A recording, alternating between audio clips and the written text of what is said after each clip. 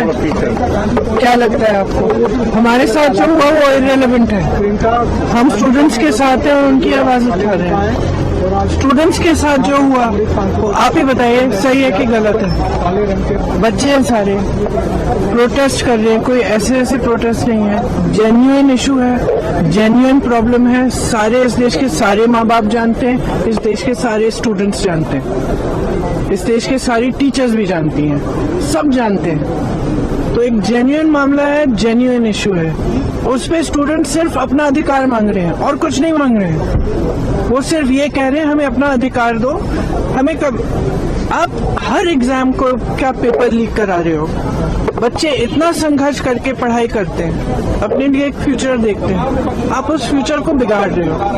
आपने पूरी education budget का क्या, आपने 1.4 लाख करोड़ पूरी एजुकेशन बजट है पूरे देश के यूथ के लिए, और अडानी जी और अंबानी जी को आप 16 लाख करोड़ आप मुफ्त में लोन माफी कर रहे हो।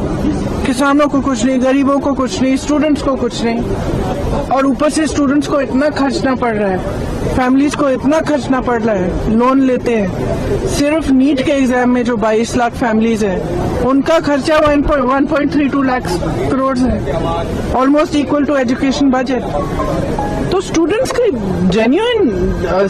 जेन्युइन स्ट्रगल है, जेन्युइन समस्या है। वो सिंपली कह रहे हैं हमसे बात करो, हमारे लिए सिस्टम, हमारा सिस्टम बदलो। ये सिस्टम चल नहीं रहा है, टूटा हुआ सिस्टम है, सब जानते हैं टूटा हुआ सिस्टम है। जिसके बच्चे हैं, किसी भी क्लास का हो, किसी भी वर्ग का हो, जिसके बच्चे वो जानता है कि बच्चों पे क्या बीतती है जब एग्जाम देते हैं।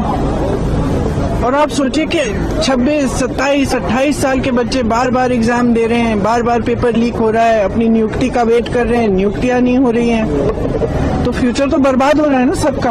ऊपर से आप जॉब्स क्रिएट नहीं कर रहे हो। हमारा प्रोटेस्ट अलोकतांत्रिक है। लोकतंत्र में सबसे बड़ी चीज क्या होती है? फ्रीडम ऑफ एक्सप्रेशन और right to protest, peaceful protest.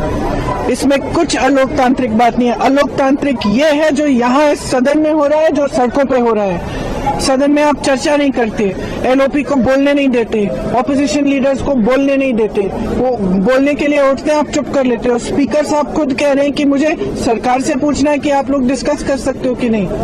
ये क्या है? ये लोकतंत्र बचा ही नहीं है, सिर्फ आप ही पूछ रहे हैं मैडम ये क्वेश्चन। पूरा देश जान रहा है कि कोई लोकतंत्र बचा नहीं है इस देश में।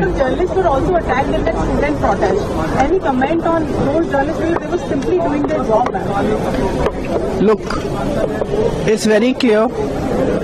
We are against violence. We have always been. This is the ideology of our party. It's the ideology of our nation. Mahatma Gandhi fought for freedom. It was a unique revolution in which there was zero violence on their part.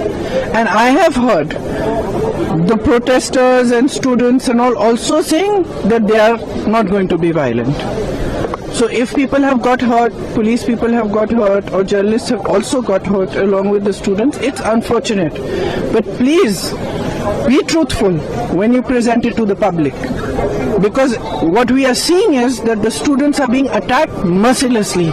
They are being beaten with lathis, they are being tear gassed, girls are being treated in an obnoxious manner, their clothes are being torn off. How do you think they feel that this is their country, this is their parliament, these are their representatives, this government has been voted in by them, and the youth heavily voted for this government? How do you think they feel? They feel completely betrayed.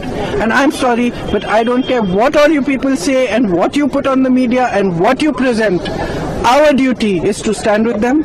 Our duty is to raise our voice in their support, and our duty is to fight for our democracy, and we will do it. Thank you, ma'am.